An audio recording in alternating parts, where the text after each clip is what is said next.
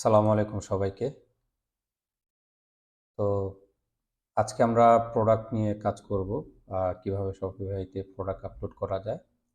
তা আমি যদি শুরু থেকে আসলে আবার লগইন করি আমার পার্টনারে, আমি জিনিসটা আপনাদেরকে বারবার দেখাচ্ছি যাতে আপনাদের অ্যাক্সেস নিতে যারা নতুন তাদের প্রবলেম না হয়। তো শপিফাই পার্টনার লেখার পরে আমি যদি become a Shopify partner today এটাতে ক্লিক করি, লগইন।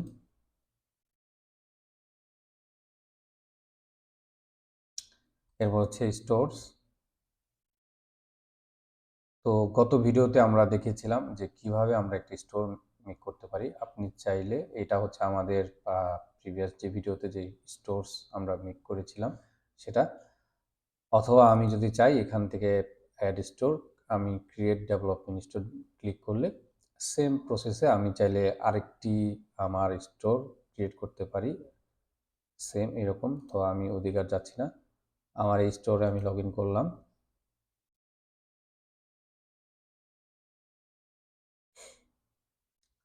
তো গত ভিডিওতে আমি আসলে দেখেছিলাম যে আমরা যদি আমাদের সাইটটা ভিজিট করি সেক্ষেত্রে এখানে হোয়াইট কালার দেখা যায়, আর কিছুই কোনো কন্টেন্ট বা কিছু আসে না। তো আপনাদের এরকম এখানে লেখা থাকবে যে থিম অ্যাড করা নাই।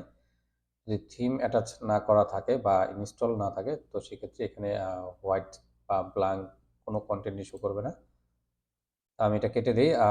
সেজন্য আমি রিকমেন্ড করব আপনারা প্রোডাক্ট আপলোড করার আগে অনলাইন স্টোরস এখানে একটা ক্লিক করবেন, অথবা আপনারা যদি এই অপশনটা না পান, অনেক নিউ স্টোরে এই অপশনটা আসে না, আপনারা জাস্ট সিম্পলি সেলস চ্যানেল এখানে ক্লিক করলে ও এখানে ড্রপ ডাউন ড্রপ ডাউন আকারে এখানে এই যে যে আমরা অনলাইন স্টোর এই লেখাটি দেখা যাবে। আপনি যদি এটার মধ্যে ক্লিক করেন, আমি আবার দেখাই। তো এই যে যে অনলাইন স্টোরটা, এটাতে ক্লিক করলে আপনি এই অপশনটা পেয়ে যাবেন। হ্যাঁ, তো তারপরে থিমস আমরা যাব। অলরেডি আমরা থিমসের মধ্যে আছি। এরপরে আমি দেখেন গতকালকে এই থিমটি আমি ইনস্টল দিয়েছিলাম। তো আপনাদের যদি সেক্ষেত্রে এটা না থাকে তো আপনারা জাস্ট এখান থেকে একটু নিচে ড্রপ ডাউন করলেই আপনারা এই যে ডন নামে যে থিমটা আমরা দেখতে পাচ্ছি, জাস্ট সিম্পলি এখানে অ্যাড অ্যাড ক্লিক করার সাথে সাথে ও থিমটা ইনস্টল করবে, একটু সময় নেবে ও লোডিং হতে। তারপরে আপনারা একটা বাটন পাবেন যে পাবলিশ করা, সেটা পাবলিশ করলে এই থিমটা অ্যাক্টিভ হয়ে যাবে। আমি যদি দেখাই কিভাবে করবেন, সাপোজ আমি এই থিমটি আপনাদের দেখানোর উদ্দেশ্যে বা বোঝার উদ্দেশ্যে বলতেছি। আপনারা অবশ্যই ডন থিমটা জাস্ট অ্যাড করবেন। তা আমি যদি এটা অ্যাড ক্লিক করি এখানে, তো সেমভাবে এই ডন থিমটিও এইভাবে ইনস্টলের জন্য প্রসেস করতে থাকবে। তো এর মাঝে মেক শিওর থাকবেন আপনারা এই ট্যাবটা কখনোই ভুলে কাটবেন না অথবা রিফ্রেশ করবেন না। আচ্ছা, এটার কাজ হোক। তো আমরা একটু অপেক্ষা করি এর মধ্যে যে ঠিক এরকম আসবে। হ্যাঁ, এইরকম একটা অপশন চলে আসবে। দেখেন এখানে লেখা আছে পাবলিশ। আপনি যদি পাবলিশে ক্লিক করেন তো সেক্ষেত্রে এরকম একটা অপশন চলে আসবে। আমি আর ওইদিকে যাচ্ছি না, আমি সিম্পলি এই থিমটা, আচ্ছা থাকুক এই থিমটা, অথবা আমি এটা রিমুভ করে দিই। হ্যাঁ, আহ, আপনাদের ইন্টারফেসটা ঠিক এরকম আসবে। তো এরপর আমরা যদি সাইটটা আমাদের ভিজিট করি, আমরা দেখতে পাচ্ছি যে থিম থেকে এই ডিজাইন লেআউটটা চলে আসছে। যে ওদের যে থিমের যে স্ট্রাকচার সেটা, এখানে আমাদের কোনো প্রোডাক্ট নেই। তা আমরা আজকে দেখব কিভাবে আমরা প্রোডাক্ট অ্যাড করতে পারি। আমি যদি প্রোডাক্টে ক্লিক করি এখানে, এখানে বলতেছে দুইটা অপশন, অ্যাড প্রোডাক্ট, এটা হচ্ছে ম্যানুয়ালি প্রসেস, এটা হচ্ছে ইম্পোর্ট। আমি ভিডিও কোনো একটা জায়গাতে আপনাদেরকে দেখাবো কিভাবে ইম্পোর্টে ক্লিক করে আপনারা সিএসভি ফাইল যদি ক্লায়েন্ট প্রোভাইড করে থাকে সেক্ষেত্রে একসাথে অনেকগুলি প্রোডাক্ট আপনারা সিম্পলি জাস্ট এখানে একটা সিএসভি ফাইল অ্যাড করে দিলেই আহ, সমস্ত প্রোডাক্টের কন্টেন্ট চলে আসবে। তা আমরা ম্যানুয়ালি প্রসেসে যাই। তারপর হচ্ছে প্রোডাক্টের টাইটেল বলতেছে। তো তার আগে আমি আপনাদের আরেকটু জিনিস দেখাই। আমরা যদি সাপোজ থিমস আবার গেলাম, আমরা ডন থিমে ক্লিক করব, এটা নিউ ট্যাবে ওপেন হলো। আপনারা ঠিক এই কাজটা করবেন। এরপর বলা আছে যে ভিউ ডেমো স্টোর। আমরা যদি ভিউ ডেমো স্টোরে ক্লিক করি, আমরা দেখতে পাচ্ছি এখানে একটা ব্যানার, সেম এটা হচ্ছে ব্যানারটা, এই হচ্ছে প্রোডাক্ট। তা আমরা চাই একটা প্রোডাক্ট আমরা নিই, আমরা সাপোজ এই প্রোডাক্টটা নিই। এই সেম প্রোডাক্টটা আমরা আমাদের স্টোরে আপলোড করব। তো এখানে বলতেছে এই যে প্রোডাক্টের এটা টাইটেল, তা আমি যদি এটা কপি করি, এখন আমরা যদি আমাদের প্রোডাক্টের ওখানে যাই, অ্যাড প্রোডাক্ট টাইটেল, এটা হচ্ছে প্রোডাক্টের টাইটেল। আপনি আপনার প্রোডাক্ট সম্পর্কে এখানে লিখতে পারেন যা খুশি। তারপর চাইলে অনেক টেক্সট লেখা যায়, আপনারা যাই হোক, আশা করি এটা বুঝতে পারবেন। যখন প্র্যাকটিস করবেন বারবার, আপনাদের আসলে বিষয়টা আয়ত্তে চলে আসবে। এই হচ্ছে প্রোডাক্টের টাইটেল। তো আমি টাইটেলটা নিলাম। এরপর কন্টেন্ট, আমি চাইলে এইখানে যে জেনারেট টেক্সট, এটা একটা এআই টেক্সট, আপনারা চাইলে এখানে যে গিভ মি প্রোডাক্ট টেক্সট, যদি জেনারেট এখানে ক্লিক করেন, তো ও এআই এর মাধ্যমে একটি ইউনিক একটি কন্টেন্ট আপনাকে জেনারেট করে দেবে। আমি যদি কিপে ক্লিক করি, তো এই কন্টেন্ট এখানে চলে আসলো। তারপর আমি চাচ্ছি সাপোজ এখানে ধরেন আরও কিছু টেক্সট এরকম রাখতে, আমি লিখলাম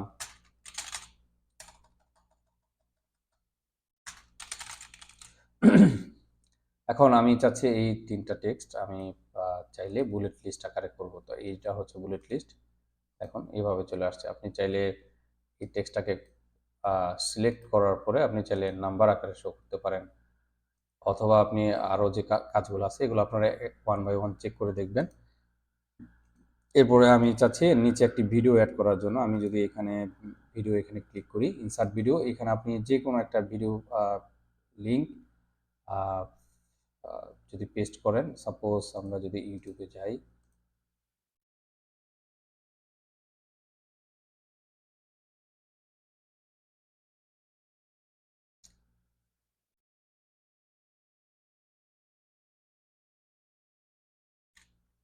সাপোজ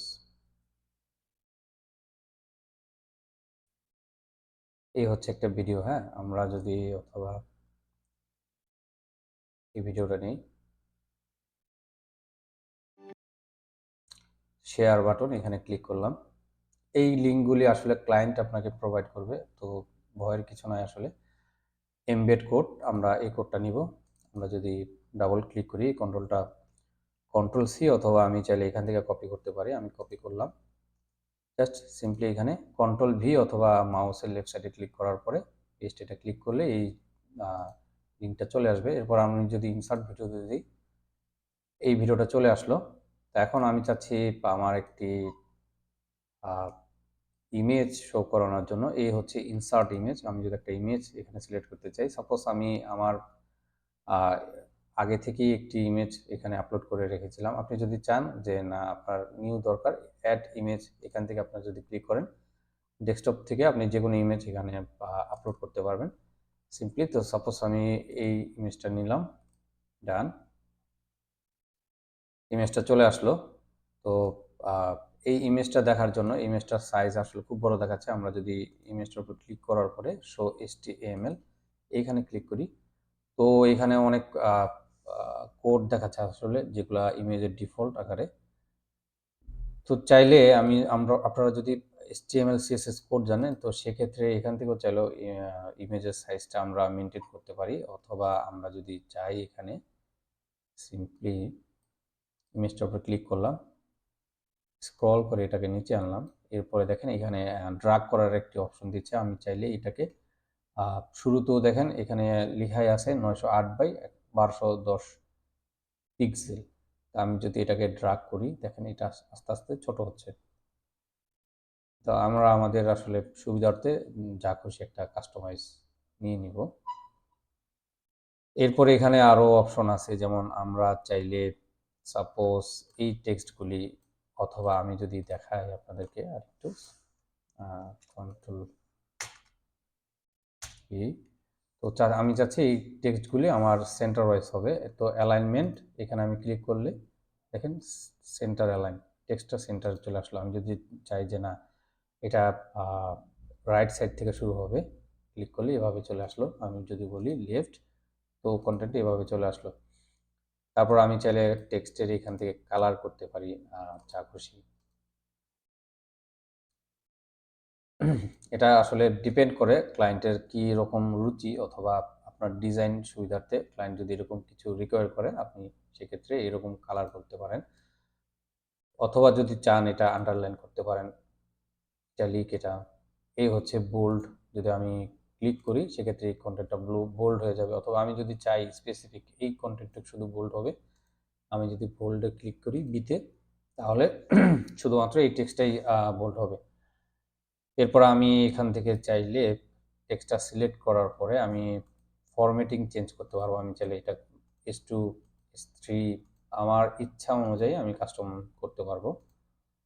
এই হচ্ছে এই ডেসক্রিপশনের এই পার্টটুকু। আপনারা এখানে আসলে ডিপলি একটু ঘাটাঘাটি করে ট্রাই করে দেখবেন।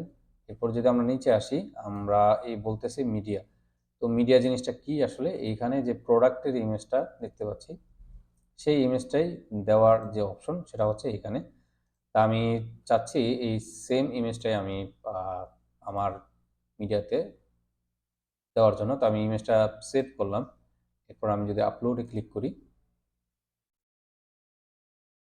ইমেজটা চুজ করলাম,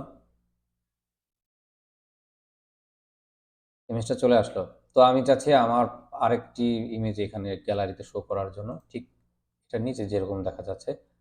তো আমি যদি সেভ না করি, এখান থেকে জাস্ট মাউসের লেফট সাইডে ক্লিক করার পরে আপনারা দেখেন কপি ইমেজ অ্যাড্রেস, যদি এটাতে ক্লিক করি, এই যে নিচে যে অ্যাড ফ্রম ইউআরএল দেখাচ্ছে, আমরা চাইলে সরাসরি লিঙ্কের মাধ্যমেও ইমেজ আপলোড করতে পারি। আমি এটাও নিচ্ছি। আপনারা এইভাবে আসলে ট্রাই করে দেখবেন ম্যানুয়ালি এবং ইউআরএল ইউজ করে। আমি এই 3টা ইমেজে রাখলাম। এখন আমি চাচ্ছি আমার এই যে ফার্স্ট ইমেজটা সেটা পরিবর্তন হোক। আমি যদি চাই যে এইখানে দেখেন, যদি কার্সরটা নেই, ও ড্রাগ করা অপশন বলতেছে, অথবা আমরা যে কোনো জায়গায় রাখলে এখানে ইমেজটা জাস্ট সিলেক্ট করার পর আমরা যদি টান দিয়ে এভাবে ড্রাগ করার অপশন পাবো। আমি চাচ্ছি এটা আমার প্রথম ইমেজ থাকবে, এটা থাকবে সেকেন্ড ইমেজ, এই হচ্ছে সেকেন্ড ইমেজ। এভাবে আমরা চাইলে অর্গানাইজ করতে পারি। তো আমি চাচ্ছি এটাই আমার থাকুক প্রথমে, এরপর এটা, তারপর এটা। এটা আসলে ডিপেন্ড করে ক্লায়েন্ট কিভাবে চাচ্ছে ইমেজগুলি, আপনারা সেভাবে অর্গানাইজ করবেন। তারপরে প্রাইসের যে সেকশনটা বলতেছে প্রাইস, এটা হচ্ছে প্রোডাক্টের প্রাইস। তো $390, আমরা যদি লিখি $390। তো আমার এখানে দেখেন লেখা এসআর, তার মানে এটা হচ্ছে সৌদি রিয়াল। আপনাদের এখানে বিডিটি দেখাবে।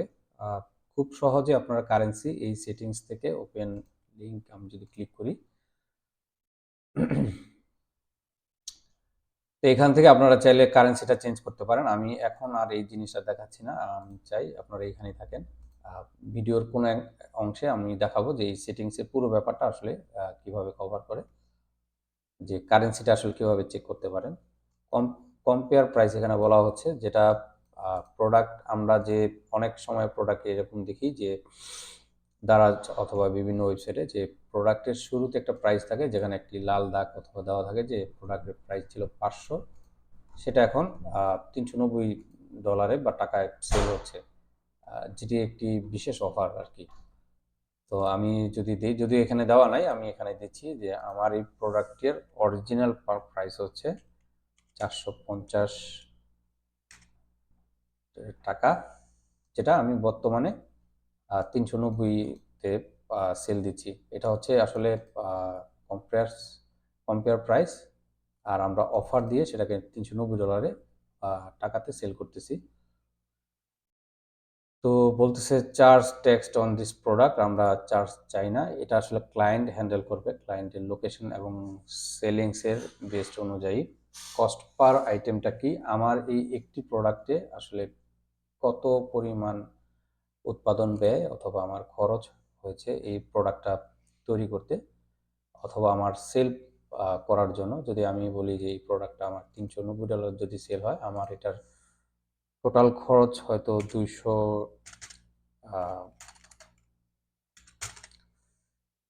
200 $200। এইখানে আসলে ম্যাক্সিমাম এই প্রোডাক্টগুলির প্রাইস ডলার আকারেই থাকে। তো আমি আমার কারেন্সি আকারে দেখাচ্ছি আপনাদেরকে। এখানে টাকা থাকবে, জাস্ট বোঝার সুবিধার্থে। তো আমার এই প্রোডাক্টের উৎপাদন ব্যয় বা টোটাল খরচা আসলে 200। তো ও অটোমেটিক একটি জেনারেট করে দিচ্ছে যে আমার এই প্রোডাক্টটি যদি আমি সেল করি, তো সেক্ষেত্রে আমার $190 আমার প্রফিট হবে। সেটা পার্সেন্টেজ 48.7%। তো এইভাবে আপনারা র্যান্ডম একটু চেঞ্জ করে দেখবেন যে এখানে পরিবর্তনটা কীরকম আসে। এক্স্যাক্ট যে মার্জিনটা বা মেজারমেন্টটা সে ও প্রফিটটা দিয়ে দেয় যে আমার, তাহলে আমার টোটাল লাভ থাকলো কত। আমার প্রোডাক্টের আমি সেল দিচ্ছি 390, প্রোডাক্টের খরচ আমার 200, আমার লাভ হচ্ছে, একটি প্রোডাক্ট যদি সেল হয় সেক্ষেত্রে $190 আমার প্রফিট। ট্রাক কোয়ান্টিটির কি সেটা আসলে একটি প্রোডাক্ট আমরা যদি ভিউ করি, অনেক সময় আপনারা দেখবেন যে এখানে একটি নিচে শো করবে যে এই প্রোডাক্টটি আসলে কতগুলি এই স্টোরে বা এই ওয়েবসাইটে বর্তমানে স্টকে আছে, সেটাই আসলে কাউন্ট হয় এখানে। ট্রাক কোয়ান্টিটি, হ্যাঁ আমরা অবশ্যই ট্রাক কোয়ান্টিটি চাই। আমাদের এই প্রোডাক্টটি কতগুলি আছে সর্বমোট আমরা ধরে নিলাম যে আমাদের স্টোরে এই প্রোডাক্টটি 500টি আছে এই প্রোডাক্টটি। হ্যাঁ, কেউ যদি কিনতে চায় যে 1 থেকে শুরু করে 500 পর্যন্ত আমাদের এই প্রোডাক্টটি কিনতে পারবে।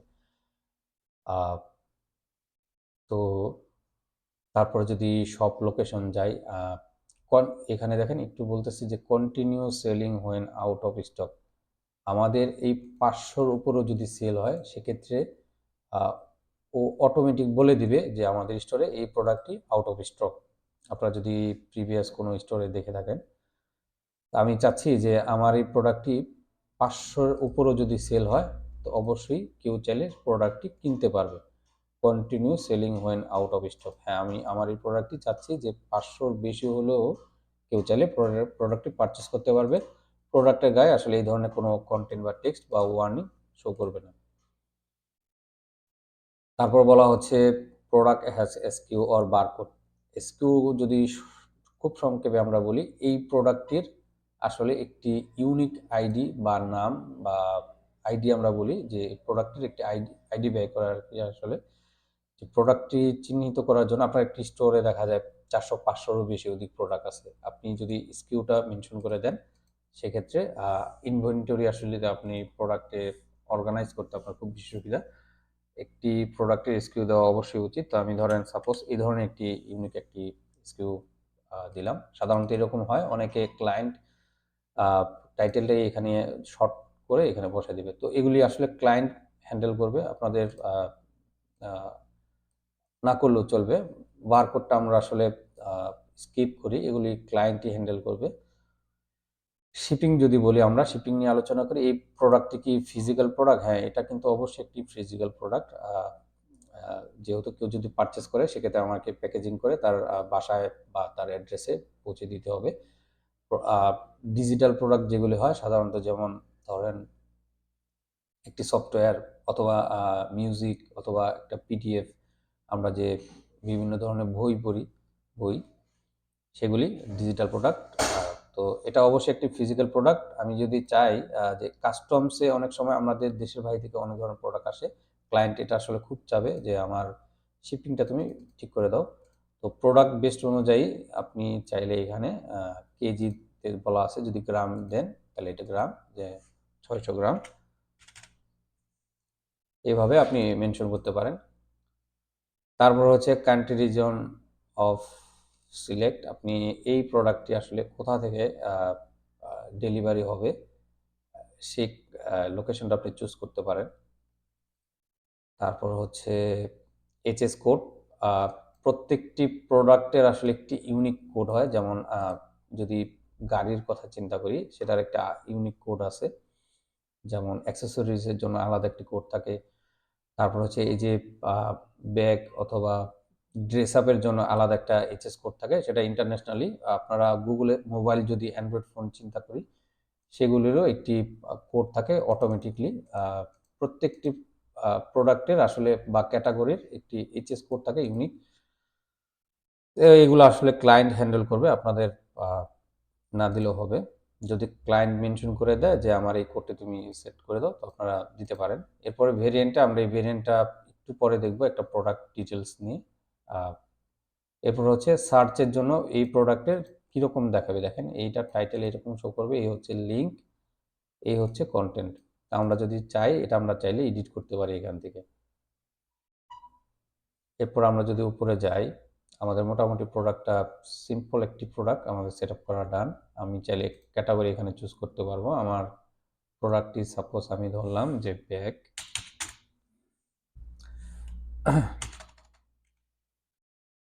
বা এখান থেকে আমরা যদি একটা সিলেক্ট করি যে আমি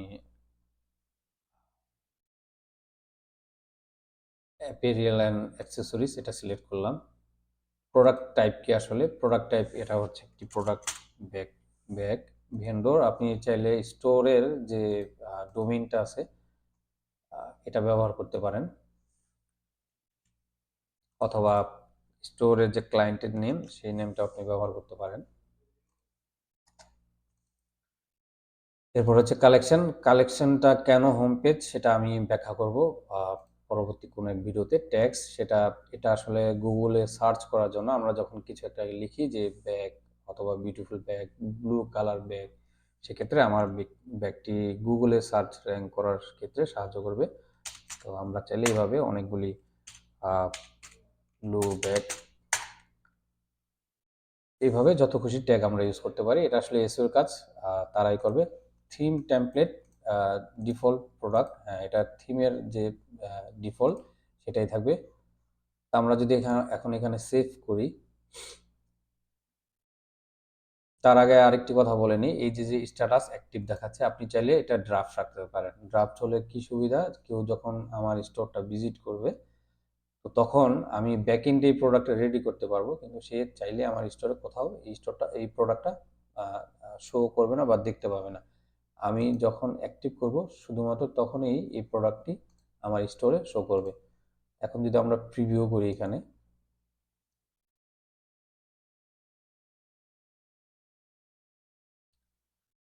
দেখেন এই হচ্ছে কম্পেয়ার প্রাইসের যে আমরা বলেছিলাম যে কম্পেয়ার প্রাইসটা আসলে কি। এই হচ্ছে কম্পেয়ার প্রাইস 450।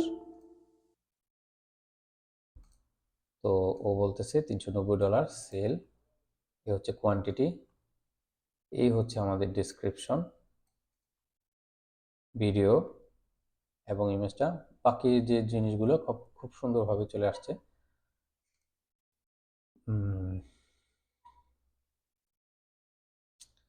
তারপর হচ্ছে অ্যাড টু কার্ট। যদি অ্যাড টু কার্ট ক্লিক করি আমরা, দেখুন এখানে একটি বাটন শো করছে অ্যাড টু কার্ট। আমি চাইলে আমার স্টোর থেকে অনেকগুলি product one by one select করার পরে আমি একসাথে সমস্ত প্রোডাক্টগুলি পারচেস করতে পারি। তাই হোপ আপনারা সবাই বুঝতে পারছেন আসলে সিম্পল একটি প্রোডাক্ট কিভাবে আপলোড করে।